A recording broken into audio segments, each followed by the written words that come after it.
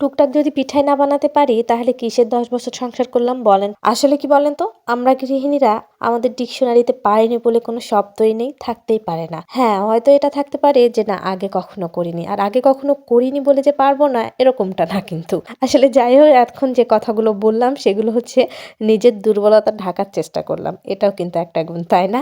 খুব শর্টকাটে রান্না করে নিচ্ছি। এখানে কোয়েল পাখি একটু ঝাল ঝাল করে ভুনা করছি। ভালো করে মশলাটা কষিয়ে এই তো কোয়েল পাখিটাও আমি কষাতে দিয়ে দিলাম। আর এক সাইড থেকে এই তো ছোট মাছের চচ্চড়ি করেছি। কোয়েল পাখির অনেক সময় একটু গন্ধ আসে, তো যার কারণে একটু ভালো করে না কষালে কিন্তু ভালো লাগে না খেতে, আর একটু ঝালটা এক্সট্রা করে দেওয়া লাগে।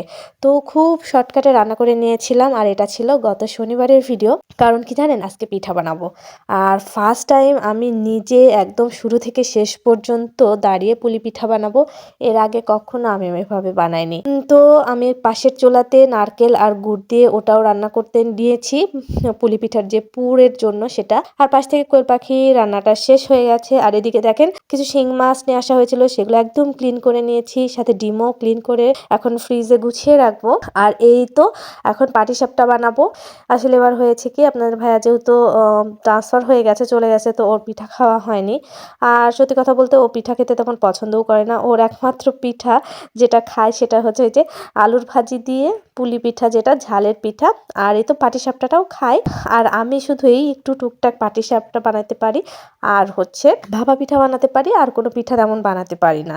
আর ওই যে আপনাদের ভাইয়া পছন্দ করে না, জামাই পছন্দ না করলে কিন্তু মেয়েরা ওই জিনিসটা খুব একটা রান্নাও করে না। আর ওই জন্যই পিঠা তেমন বানানো হয় না আমার বাসায়। তো এই তো আমি খুব সুন্দর করে পাটিসাপটাগুলো বানিয়ে নিচ্ছি। আর আমার যে পাটিসাপটার মধ্যে যে খিরসাটা দিয়েছি ওইটা আগেই বানানো ছিল, এর আগে একদিন বানিয়েছিলাম, তো ওইটাই কিছুটা ফ্রোজেন করে রেখেছিলাম, তো ওইটা দিয়েই বানাচ্ছি।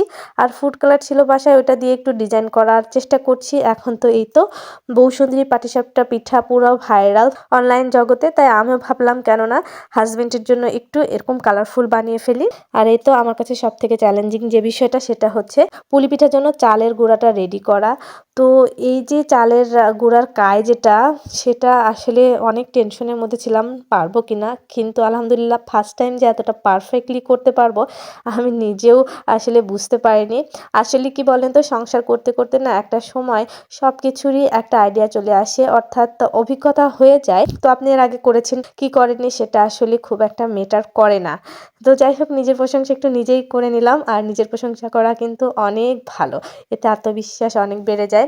তো এই তো আলু ভাজিটা আমি করে রেখেছিলাম দুপুরে রান্নার সময়, তো ওটা দিয়েই তো দেখেন কত সুন্দর করে বানিয়ে নিচ্ছি। এই পর্যন্ত পারি, কিন্তু ওই যে আটা সেদ্ধ করে কায় করা ওইগুলো আসলে কখনো করা হয়নি। তো এবার কিন্তু একদম পারফেক্টলি করে নিয়েছি। আর এই যে নারকেল রান্না করেছিলাম ওইটা দিয়েও কিছুটা বানিয়ে নিলাম, অর্থাৎ দুই ধরনের বানালাম, ঝালের পিঠা এবং মিষ্টি পিঠা দুইটাই। আর এই তো দেখুন আমি আমার পুরো গ্যাং নিয়ে পিঠা বানাতে শুরু করেছি। আমার মেয়ে তো পিঠা বানাচ্ছিল আর বলছিল আমি পাপার জন্য পিঠা বানাচ্ছি। সারাদিন আমার কাছে থাকে, কিন্তু সারাটা দিন পাপা পাপা করে। তো যাই হোক, পিঠা বানানো শেষ, এখন ভাজাভাজির পালা।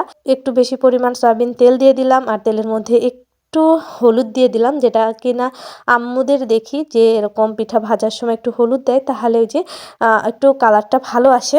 দেন এতে একে একে করে পিঠাগুলো দিয়ে একদম সুন্দর মুচমুচা করে ভেজে নিলাম। এত মুচমুচা হয়েছিল, আর খেতেও কিন্তু বেশ ভালোই হয়েছিল। ফার্স্ট টাইম সবকিছু নিজে করে পিঠা বানিয়ে জামাইকে খাওয়াচ্ছি, এটার মধ্যে একটা অনেক বড় এক্সাইটমেন্ট কাজ করছিল।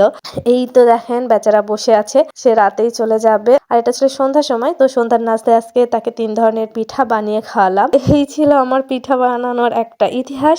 ভিডিওটা কেমন লাগলো অবশ্যই কিন্তু কমেন্ট করে জানাবেন। সবাই ভালো থাকবেন, সুস্থ থাকবেন, আল্লাহ হাফেজ।